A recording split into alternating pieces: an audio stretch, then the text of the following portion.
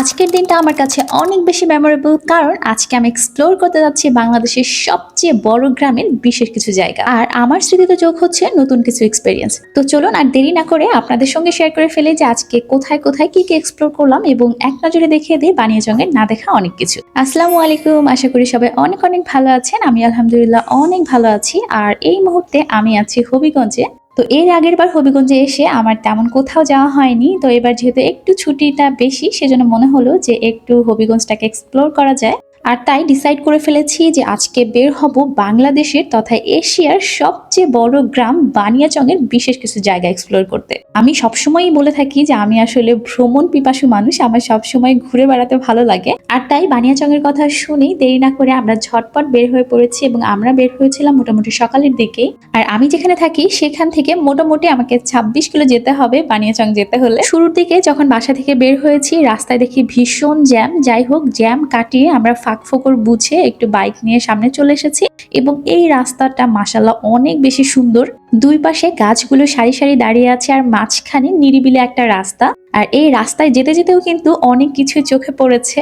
আর রাস্তার দুই পাশে যতদূর চোখ যায় আবাদির জমি, এগুলো মূলত বর্ষার সময় একদম পানিতে ডুবে থাকে। মূলত এগুলো বাউরেরই অংশ। তো এখন তো বর্ষার সময় না, সেজন্য কিন্তু এখানে পানি নেই, আর লোকজন এখানে চাষাবাদ করছে।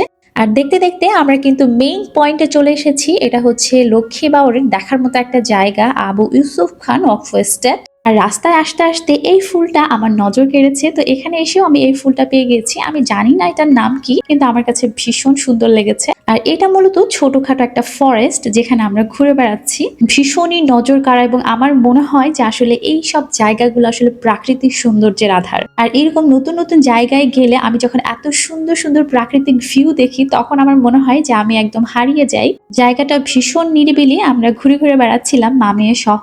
আর এদিকে দেখলাম যে এক মামা বাওর থেকে মাছ ধরে ফিরছেন। যদিও এখন কিন্তু বাউরে তেমন একটা পানি নেই, সব প্রায় শুকিয়ে গেছে। তো আমি শুধু ইমাজিন করছিলাম যে এই জায়গাটা আমার কাছে মনে হচ্ছে যে এক টুকরো রাতারগুলের মতো। মানে আমি চিন্তা করছিলাম যে যখন বিশেষ করে বর্ষা হয়, যখন পানি হয়, তখন কিন্তু এটা একদম রাতারগুলের মতোই লাগবে। যেহেতু এটা ছোটখাটো একটা বন, এখানে কিন্তু বিভিন্ন ধরনের পোকামাকড় থাকতে পারে। আর জায়গাটা আমার কাছে একদমই নতুন, সেজন্য খুবই সন্তর্পণে পা ফেলছিলাম, যাতে আশেপাশে যদি কোনো পোকামাকড় থাকে সেটা যেন বুঝতে পারা যায়। তো এই বনে ঘুরে ঘুরে দেখলাম যে এখানে রয়েছে বিভিন্ন প্রজাতির গাছ এবং বিভিন্ন ধরনের ফুল, যেগুলোর নাম আমি আসলে জানি না। যেহেতু জায়গাটা একদম নিরিবিলি এবং লোক সমাগম এখানে খুবই কম, স্থানীয় লোকজন দেখা যায় যে যাতায়াতের জন্য এই ভেতরের রাস্তাটা ব্যবহার করে থাকে। সেজন্য বনের আসলে খুব বেশি গভীরে যাওয়ার সাহস হয়নি, কাছাকাছি যতটুকু দেখা যায় দেখে চলে এসেছি। আর বাওরের এই অংশটাতে কিন্তু এখনো পানি, আর এখানে একটা নৌকাও বাঁধা আছে, এটা আসলে জেলেদের নৌকা। তো এখানে দাঁড়িয়ে আসলে আশেপাশে সৌন্দর্য দেখেছি অনেকটা সময় থেকে। যেহেতু এটা একটা বাওর এলাকা, এখানে কিন্তু অসংখ্য গরুর পাল আছে, অনেকেই গরু চড়াচ্ছে এখানে। তো আস্তে আস্তে চোখে পড়লো চাচা এখানে নামাজ পড়ছেন। আমার মনে হয় যে এটা পৃথিবীর সবচেয়ে সুন্দর দৃশ্য। তারপর কাদার মধ্যে বাচ্চাদেরকে এভাবে মাছ ধরতে দেখে ছোটবেলার কথা মনে পড়ে গেল।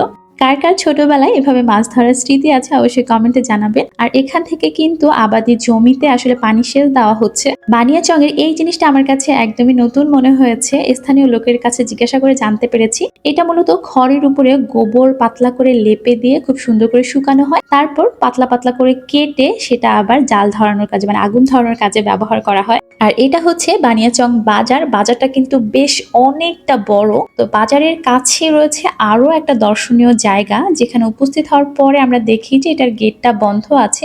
এটা মূলত শুক্র শনিবার বিকেল 4টা থেকে 6টা পর্যন্ত দর্শনার্থীদের জন্য খুলে দেওয়া হয়। আর আজকে যেহেতু শুক্রবার না, আর আমরা পৌঁছেছি 3:30টায়, সো এখন আসলে গেট খোলা পাওয়ার কোনো সম্ভাবনাই ছিল না। কিন্তু স্থানীয় একজন লোক উনি বাইরে যাচ্ছিলেন, সেজন্যই আমরা গেট খোলা পেয়ে ঢুকে পড়েছি ভেতরে।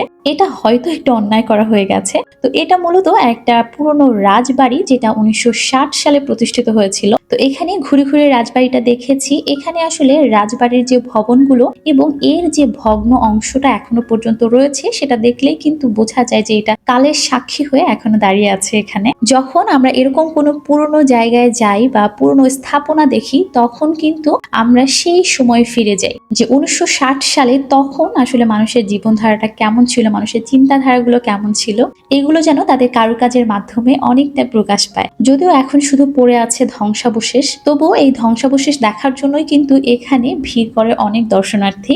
মোটামুটি একটা সংক্ষিপ্ত সময়ের ভেতরে যতটুকু ঘুরে দেখা যায় ঘুরে দেখার চেষ্টা করেছি। আর জমিদার বাড়ি বলি আর রাজবাড়ি বলি, এই যে এত সুন্দর মানে আলিশান একটা শান বাঁধানো পুকুর ঘাট কিন্তু থাকবেই। আমার তো মনে হচ্ছিল তারা না থাকলে আমি বেশ অনেকটা সময় এখানে বসে থাকতাম। যেহেতু রমজান মাস, তো ফেরার তো অবশ্যই তারা আছে। এটা হচ্ছে বানিয়াচং কেন্দ্রীয় ঈদগাহ মাঠ, আর আরেকটু আগালে এখানে চোখে পড়বে বানিয়াচং থানা, আর তার একটু সামনে গেলেই চোখে পড়বে Baniachong technical school and college. তো আজকে শুধু বাংলাদেশের না, বিশ্বের অন্যতম বৃহত্তম গ্রাম বানিয়াচং এর অদেখা অনেক কিছু ঘুরে ঘুরে দেখেছি এবং অনেকগুলো সুন্দর সুন্দর মেমোরিজ নিয়ে বাসায় ফিরছি। তো সবাই অনেক অনেক ভালো থাকবেন, সুস্থ থাকবেন। আজকের মতো বিদায় নিচ্ছি। আল্লাহ হাফেজ।